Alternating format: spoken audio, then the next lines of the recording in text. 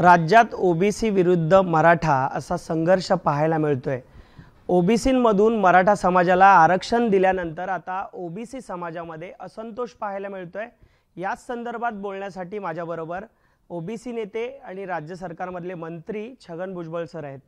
Bhujbal sir, Maratha समाजाला ओबीसींमधून बॅकडोअरने आरक्षणात entry देण्यात आली आणि त्यानंतर आता सध्या असंतोष आपल्या समाजामध्ये आहे। एक समाजातील महत्त्वाचा नेता म्हणून काय भूमिका आहे तुमची? तुम्ही जे म्हणालात की ओबीसी आणि मराठा संघर्ष आहे, आमचा मुळीच मराठा समाजाबरोबर संघर्ष नाही। आमचं म्हणणं पहिल्यापासून हेच आहे, गेली अनेक वर्षापासून मराठा समाजाला वेगळं आरक्षण द्या। ते आरक्षण देण्यासाठी 2 वेळा कायदे करण्यात आले, सुप्रीम कोर्टामध्ये ते अडले, त्याच्यामुळे आता परत क्युरेटिव्ह पिटिशन आणि इतरही चालू। आम्ही सांगितलं त्याला तुम्ही द्या, त्यामुळे मराठा समाजावर संघर्ष करण्याचा प्रश्न नव्हता। आमचं म्हणणं एवढंच होतं की ओबीसीमध्ये हा ओबीसी समाज फार मोठा आहे, 54% आहे, 350 वर जाती आहेत, त्याच्यात भटक्या विमुक्तांसहित फार लहान लहान समाज आहेत। त्याच्यामध्ये मराठा समाजाला तुम्ही आरक्षण देऊ नका, वेगळं आरक्षण द्या।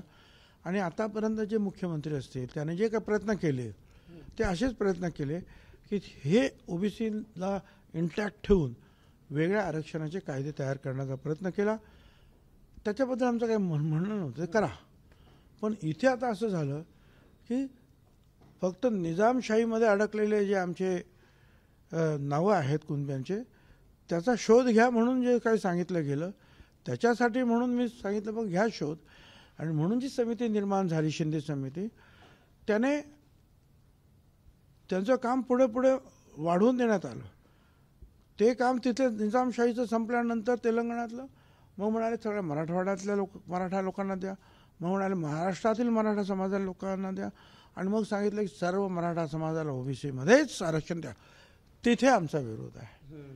आमचं म्हणणं काय आहे, तुम्हाला वेगळं आरक्षण, त्याच्यासाठी प्रयत्न सुरू आहेत, क्युरेटिव्ह पिटिशन सुरू आहे, आयोग वगैरे तुम्ही काय नेमलेला आहे त्याच्यात सर्वेक्षण सुरू आहे। मग जर वेगळं आरक्षण तुम्हाला मराठा समाजाला द्यायचं आहे तर मग तुम्ही ही कुणबी संख्या वाढवून आमच्यामध्ये आरक्षण त्यांना देऊ नका, हे आमचं म्हणणं आहे। आणि तिथे आमचं जे आहे दुःख आहे, संताप आहे, राग आहे, विरोध आहे। सर, मराठा समाजा प्रश्नासाठी मराठा समाज नवी मुंबईत आपण पाहिलं तर एकवटलेला पाहायला मिळाला, मात्र आता ओबीसी समाजाच्या अस्तित्वाचा प्रश्न निर्माण झालेला आहे। त्यामुळे या लढ्यामध्ये तुम्ही लढत असताना तुमच्या नेत्यांमध्ये दुमत पाहायला मिळते। हे बघा, मला काय करायचं, मी 85 म्हणजे 1990 पासून 35 वर्ष झाले मी ओबीसीचं काम जे करतोय, मी लढतोय। काही बरोबर येतील, काही विरोधात जातील, मला त्याची काही चिंता करण्याचं कारण नाही। मी माझी भूमिका स्पष्टपणे लोकांसमोर मांडतो आहे, कोणाला न घाबरता। आता बाकीचे लोक का बदलतात काय नाही ते त्यांचं त्यांना विचारा। कदाचित त्यांना असं त्यांना वाटतं की ओबीसीला धक्का लागला नाही। आता मला सांगा, एक भाकरी जर 4 लोकांना खायला दिली आणि त्याच्यामध्ये आणखीन तुम्ही 10 लोक आणून बसवले बलदंड, तर त्या 4 गरिबांच्या वाट्याची भाकरी त्यांना मिळेल का? नाही मिळणार। आरक्षणाचा हा भाग हाच आहे की आता जे एवढे आमचे 54% लोक गोरगरीब ते 27% आरक्षणामध्ये आहेत, ज्यांना अजून ते पूर्ण मिळालंच सुद्धा नाही, 9.5% आरक्षण नोकऱ्यांमध्ये मिळालेलं आहे। अशा वेळेला तुम्ही ओबीसींची संख्या बाहेरून असे जे आहेत कृत्रिमरित्या लोक ओबीसींचे आरक्षण कुणबी सर्टिफिकेट देऊन संख्या वाढवू नका। आणि हे लोक जर आले तर आमच्या ओबीसीचं आरक्षण गोरगरिबांचं जे आहे आम्हाला ते संपून जाईल। जे शाहू महाराजांनी सुद्धा सांगितलं, ज्यावेळेला आरक्षण देण्याचा प्रश्न आला त्यावेळेला ते म्हणाले चला मी दाखवतो तुम्हाला का आरक्षण द्यायचं। घोड्याच्या पागीजवळ ते गेले, बाहेर जे आहे त्यांनी तो चंदी टाकली त्यांनी त्या चारा वगैरे, आणि सांगितलं आता दुबळ्या घोड्या जे आहेत आपले बाजूला आजारी घोडे त्यांना जरा सोडा। आणि मग ते गेले, ते आजारी घोडे जे आहेत ते चारा खायला लागले। आणि मग अचानक शाहू महाराज म्हणाले आता ते बलदंड घोडे जे आहेत त्यांना सोडा। आणि ते घोडे जे आले तर त्यांनी लाथा घालून हे जे दुबळ्यांना जे आहे बाहेर काढलं आणि स्वतः तो चारा खात बसला. म्हणून शाहू महाराज म्हणाले हे जे दुबळे आहेत ना यांना वेगळं आरक्षण दिलं पाहिजे, म्हणून ते आरक्षण आहे. यांना वेगळा चारा दिला पाहिजे, त्यांचा चारा वेगळा, यांचा चारा वेगळा, एकत्र करू नका. आता हे एकत्र करण्याचा प्रयत्न झाला परत एकदा, त्यांना सुद्धा विरोध आला, आमचा विरोध आहे. सर, हे कुठेतरी जाणीवपूर्वक केलं जातं असं विरोधक म्हणतायत, कारण की एकीकडे तुम्ही ओबीसी समाजासाठी बोलताय, आवाज उठवताय, त्यांचे प्रश्न मांडताय, मात्र दुसरीकडे तुमच्याच सरकारमधले मंत्री असतील, आमदार असतील, ते मराठा समाजाच्या बाजूने आहेत. तर हे जाणीवपूर्वक कुठेतरी होते का? नाही, सर्व पक्षामध्ये असंच आहे. सर्व पक्षांमध्ये मराठा समाज आहेत, ओबीसी समाज आहे, दलित समाज आहे. ही भावना एका सरकारमध्ये अशातला भाग नाही आहे.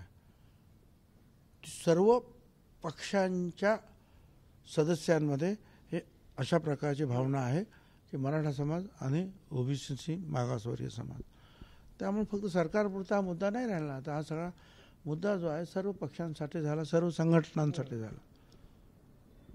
मुख्यमंत्री यांनी तात्काळ आपण बघितलं तर रात्रीच्या वेळेला शासन निर्णय केला, अधिसूचना काढली. तुम्हाला मराठा समाजाला सगळे सोयऱ्यांना ओबीसीमधून आरक्षण देताना तुम्हाला या अध्यादेशाविरोधात किंवा अध्यादेशासंदर्भात तुम्हाला विश्वासात घेतलं नव्हतं का? मला माहिती नाही, आता म्हणजे मला तरी काही माहीत नाही.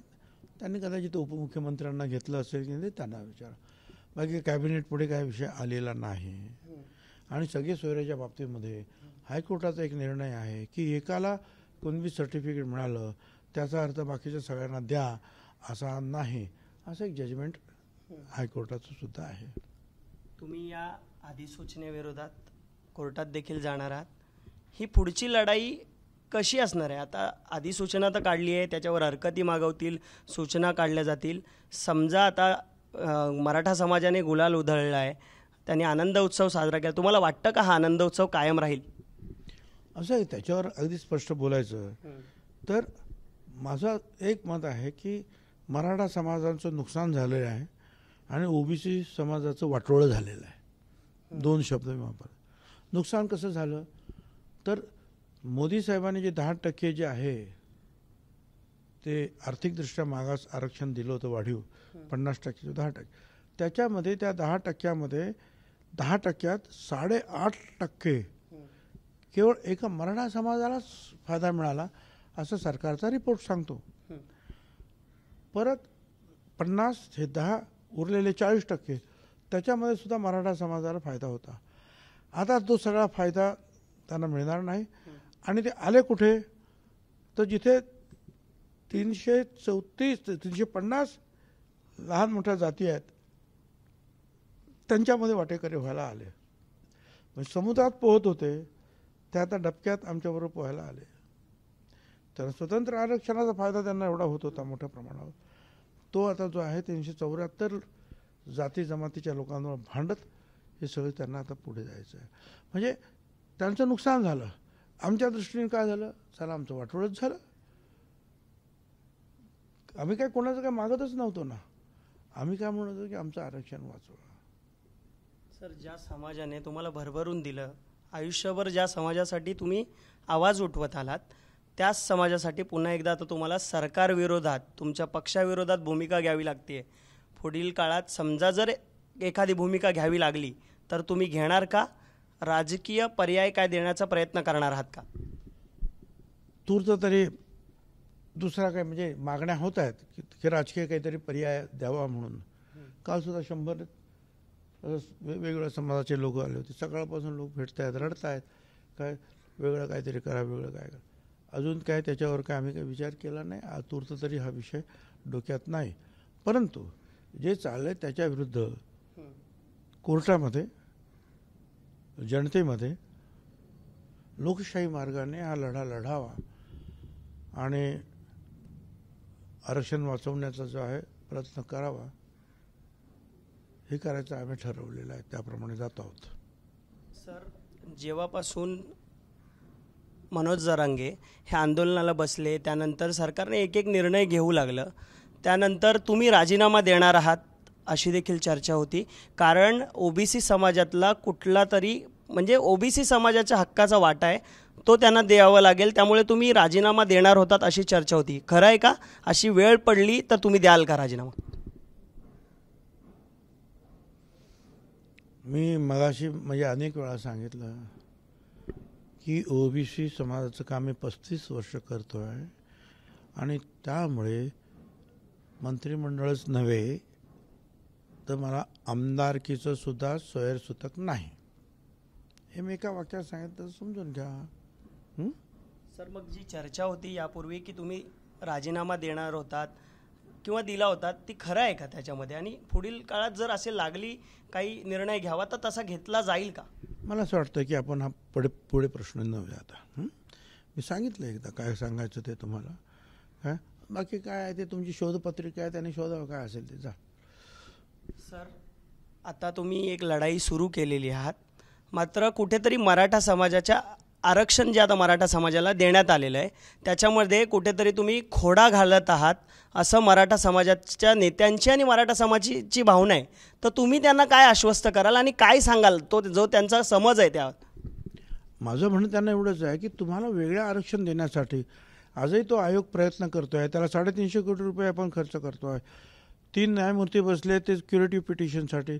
त्याच्यातून घ्या ना तुम्ही वेगळं आरक्षण. तुम्ही आमच्या वाट्याचं आरक्षण खायला येऊ नका, एवढंच माझं म्हणणं आहे. याच्यात काय चूक आहे आमचं? आणि तुम्ही जबरदस्त म्हणताय की नाही आम्ही तुमच्यातच येऊन सगळं आरक्षण घेणार आणि त्याप्रमाणे तुम्ही ते सगळे कुणबी सर्टिफिकेट नोंदी वगैरे जे काय सगळं तयार केलं, सगळे जे कॉन्कॉक्टेड स्टोरी आहे ही सगळी तयार केलेलं आहे ते सगळं. काय याच्यामध्ये सत्यता किती आहे? ज्यांना पाहिजे त्याने आरक्षण जे आहेत कुणब्यांची सर्टिफिकेट जी खरोखर कुणबी त्यांनी कधीच घेतलेली आहेत. त्याच्यासाठी काय तुमची वाट बघत होते काय ते एवढे सगळे लोक महाराष्ट्रातले? सर, मुख्यमंत्री यांनी तात्काळ निर्णय घेतला, कुठेतरी त्यांना त्यांची इमेज बिल्डिंग करायची होती का त्यातून? त्यांना विचारा, त्यांनी कशासाठी केले त्यांना विचारा. आता मी काय सांगू? ते मुख्यमंत्री आहेत, मी साधा मंत्री आहे. समाज म्हणून आणि समाजातील एक नेता म्हणून समाजाला आता यापुढे कशा प्रकारे तुमची ही भूमिका असणार आहे? कशा प्रकारे हे आंदोलन आणि पुढची दिशा असणार आहे तुमची? सांगितलं ना, आता आम्ही 1 तारखेला सर्व आमदार खासदार तहसील याच्यावर जे आहेत ओबीसीचे सर्व घटक एकत्रित जातील. ओबीसी आरक्षण वाचवण्याचा प्रयत्न तुम्ही करा अशी मागणी करतील. 3 तारखेला अहमदनगरला मोठी रॅली होईल. 16 तारखेपर्यंत हा जो काही त्याने ड्राफ्ट दिलेला आहे नोटिफिकेशनचा सगळी सोयरी, त्याच्यावर ऑब्जेक्शन घेण्याचे जे आहेत त्यासाठी पत्र पाठवली जातील. आणि त्याच्यानंतर जे आहे एक कमिटी आम्ही प्रस्थापित केलेली आहे जी ठरवते आहे की महाराष्ट्र यात्रा ओबीसी एल्गारची काढायची, ज्याची सुरुवात मराठवाड्यातून करायची. त्याच्यावर डिटेल अभ्यास करणं चालू आहे, ते ठरवतात. धन्यवाद सर. समाजाची पुढची भूमिका काय आहे हे एबीपी माझाला सांगितल्यासंदर्भात. ओबीसीमधून आता मराठा समाजाला आरक्षण दिलं जात आहे, त्यामुळे ओबीसी समाजामध्ये असंतोष आहे आणि त्यामुळेच आता ओबीसी समाजाची पुढची भूमिका काय असणार आहे, त्यांचे नेते कशा प्रकारे पुढची वाटचाल करणार आहेत या संदर्भात महत्त्वाची प्रतिक्रिया ही भुजबळ साहेबांनी दिली. कॅमेरामन हेमंत कदमसह मी अल्पेश करकरे, एबीपी माझा, मुंबई. एबीपी माझा, उघडा डोळे बघा नीट.